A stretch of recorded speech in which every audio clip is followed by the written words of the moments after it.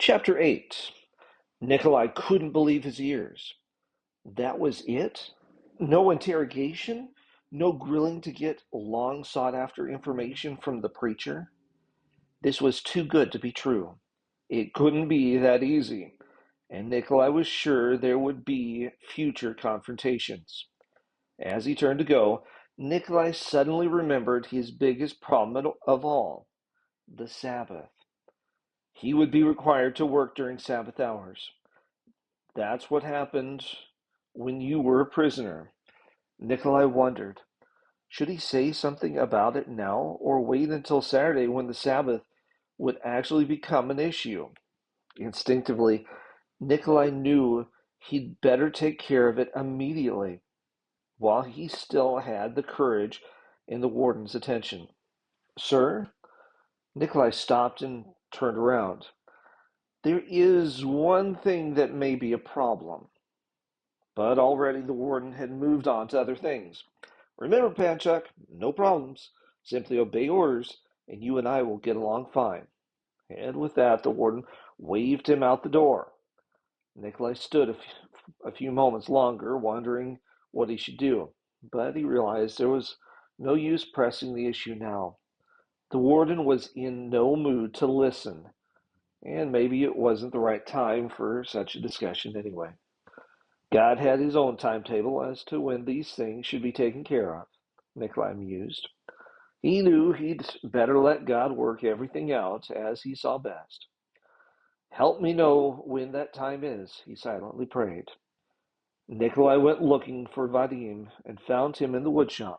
The camp carpenter still had a pungent odor of garlic on his breath, and the smell of it made Nikolai ravenous. Garlic was one of his favorite foods, and knowing that he had been deprived of breakfast made it twice as hard to go to work and wait for the midday meal. But Vadim had plenty for Nikolai to do, and that made him almost forget the grumbling, growling feeling in his stomach. The mess hall needed more wooden benches made. Then there were a few boards in the floor of the administrative headquarters that needed to be replaced. The door of the mess hall needed mending. Lunch finally came. It was a simple one, but Nikolai didn't care. He was just glad to get something warm into his stomach. The cook had made borscht with beets, onions, and cabbage in it.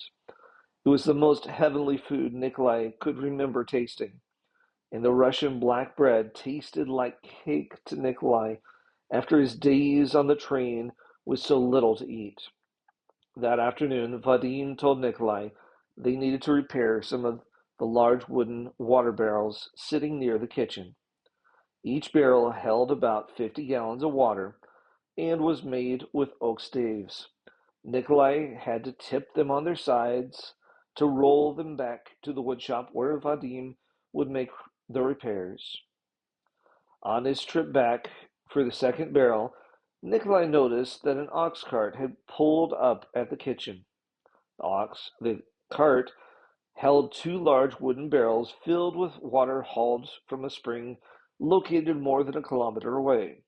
Oleg, the driver of the ox cart, was shouting at the ox, trying to get him to pull the cart forward a bit more so the water could be hauled inside the kitchen. But the ox wouldn't budge a step further. Maybe the ox was tired from hauling the water, and maybe he was just getting plain stubborn.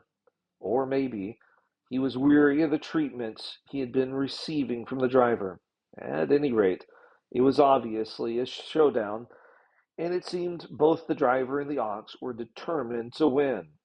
When the driver pulled out his leather prod, began to whip the ox in the face, Nikolai sprang into action. He knew it probably wasn't wise to get involved, since this was only his first day in camp, but he couldn't bear to see the animal mistreated. Hold on, he called to the driver. It's obvious the ox is too stubborn for his own good. Why don't we try something else? Nikolai tried not to look at the driver, but he was butting in where he might not be wanted. But he felt he had to try. What's his name? Nikolai asked nonchalantly, as he stepped up to the ox and gave the animal a pat on his thick, muscled neck. Maxim, I guess, the prisoner replied. I've never used that name, but I guess it's his name. Animals are like people, Nikolai said. They like to be convinced to do something, not beaten into submission. Nikolai patted the ox's neck again and leaned forward to whisper something into its ear.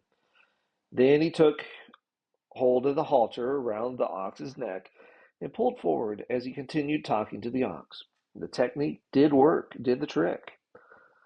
In a matter of seconds, the ox had pulled the cart a few meters forward so the driver could unload the barrels and put them on pallets outside the kitchen. That night, after the evening meal, Nikolai went to the stables where he found Maxim quietly munching on tundra marsh grass. Nikolai sat down beside the big animal and watched him eat. He felt sorry for him. In some ways, he thought he understood how Maxim must feel. The ox's job was to work every day, day in and day out, week after week, with no break. That seemed to be his only purpose in life. And he was a prisoner, like Nikolai. He was not his own boss. He couldn't come and go as he pleased. His job was to haul water from the spring, and it probably would be until the day he died. After the first evening visit with Maxim, Nikolai stopped by the stables every night to bring the ox a little something from the kitchen. Sometimes it was a beet or wedge of cabbage. Sometimes it was just a small carrot. But it was the talks he had with Maxim that helped Nikolai the most. Nikolai was sure that he was getting much more from the visits than Maxim was, but the animals seemed to enjoy the company. The one-sided conversations helped Nikolai deal with the pain of being so far from home. When he felt he was going to panic from the loneliness that threatened to overwhelm him, old Maxim would look at him and with his big brown eyes and just listen. And so a relationship began to grow between Nikolai and Maxim.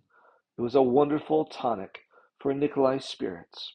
It helped him deal with the discouragement of those first few days in camp.